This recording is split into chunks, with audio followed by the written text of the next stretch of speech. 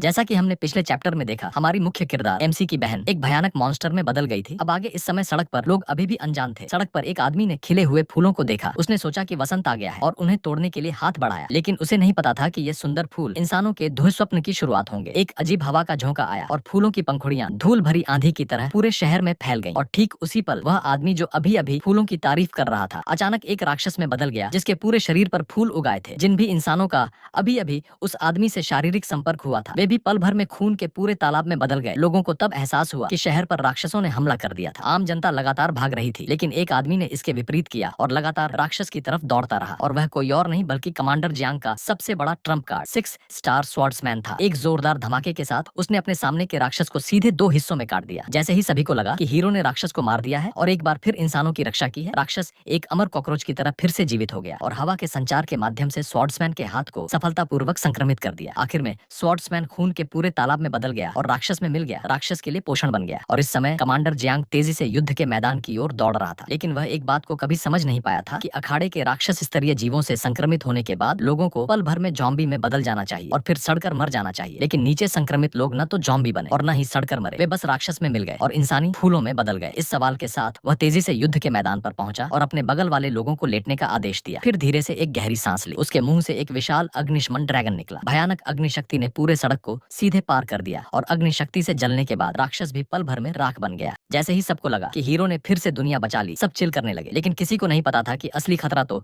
अब आने वाला था। जिन लोगों के ऊपर उन राख जैसी पंखुड़ियों की डस्ट गिरी थी, वो अगले ही सेकंड में इंसान से सीधा मांस खाने वाले मॉन्स्टर बन गए। कमांडर जियांग ये सब देखकर सिहर गया। उसकी एक मूव से उसने राक्षसों को रोकना तो छोड़ो, पूरे शहर को ही डूम मोड में डाल दिया। इसी टाइम उसे याद आया मास्कर का वार्निंग, वो हीरो जिसने कभी पूरी दुनिया को बचाया था। मास्कर ने साफ बोला था कि अखाड़े के इन्फेक्टेड लोगों को ट्रीटमेंट दो, वरना ये प्रॉब्लम कभी भी दुगनी हो सकती है। लेकिन इंसानों ने सब इग्नोर कर दिया, मदद के पैसे भी हड़प लिए। अब पूरा शहर ग्रीन हेल में बदल गया था। हर गली में टेंटेकल्स वाले मॉन्स्टर्स, बचे लोग बस एनर्जी शील्ड के पीछे किसी तरह सर्वाइव कर रहे थे। डायरेक्टर आर्थर बस सब कुछ चुपचाप देख रहा था, कुछ कर भी नहीं सकता था। जियांग जिसने ये सारा गड़बड़ किया था, उसने डिसाइड किया ये सब मैंने किया है तो अब सारा खामियाजा भी मैं ही भुगतूंगा। उसने अकेले ही सबसे खतरनाक पाताल लेवल मॉन्स्टर से भिड़ने का प्लान बनाया। डायरेक्टर ने उसे रोकने की कोशिश की, लेकिन जियांग बोला अभी इसका पावर लेवल फुल चार्ज नहीं हुआ है, जितनी देर करूंगा उतनी मुश्किल बढ़ेगी और तब हमारी कीमत और भारी होगी। दूसरी तरफ दुनिया के लोग बस ऑनलाइन बैठकर गालियां दे रहे थे। मास्कर कहाँ है, इतना टाइम क्यों लगा रहा, हीरो बनता है और अब गायब है। किसी को सच में प्रॉब्लम सॉल्व करनी ही नहीं थी, बस स्क्रीन के पीछे से टाइप करके सारा डर निकाल रहे थे। ये सब देखकर मास्कर की याद दिलाने वाले वही लोग थे जिन्होंने कभी खुद मास्कर को कोर्ट में घसीटा था। कितनी बड़ी आयरनी है ना। जियांग अब अकेला चल पड़ा पाताल स्तरीय राक्षस के पास। रास्ते भर हजारों राक्षसों का सामना किया, लेकिन रुका नहीं। 2.5 घंटे बाद जब वो आखिरकार वहां पहुंचा, राक्षस का चेहरा देखकर वो शॉक में जम गया। उसे कभी अंदाजा भी नहीं था कि जो लड़की कभी व्हील चेयर पर बेसुध बैठी रहती थी, वो एक दिन ऐसी बन जाएगी। लड़की ने हल्की सी स्माइल मारते हुए ताना मारा, तो पछतावा हो रहा है। कमांडर जियांग ने अपनी मुट्ठी कस ली। हाँ पछतावा है, लेकिन इस बात का नहीं कि मैंने क्या किया। पछतावा बस इतना है कि तब तुझे सीधे खत्म क्यों नहीं कर दिया। अब 100 मील के अंदर की पूरी बिजली उसकी हथेली में जमा होनी शुरू हो गई। जैसे ही एनर्जी मैक्स आउट हुई, वो सीधा बर्स्ट मोड में लड़की की तरफ दौड़ा, लेकिन लड़की वो तो स्टैचू बनी खड़ी रही। उसने वो पूरा अटैक सीधे अपने आर पार जाने दिया, बिना 1 इंच हिले। ये पूरा सीन हेलीकॉप्टर से लाइव टेलीकास्ट हो रहा था। रिपोर्टर ने पूरा कैमरे में कैप्चर कर लिया। जैसे ही लोगों ने देखा कि राक्षस शायद अब फिनिश हो गया है, सबने राहत की सांस ली, लेकिन कमांडर जियांग खुद चौंक गया। जैसे ही धुआं छंटा, लड़की का बॉडी धीरे धीरे हील होना शुरू हो गया। वो टीवी पर कैमरे में देखती हुई मजे से स्माइल मार रही थी। इतनी आसानी से क्या मैं मर जाऊंगी, हा हा हा हा।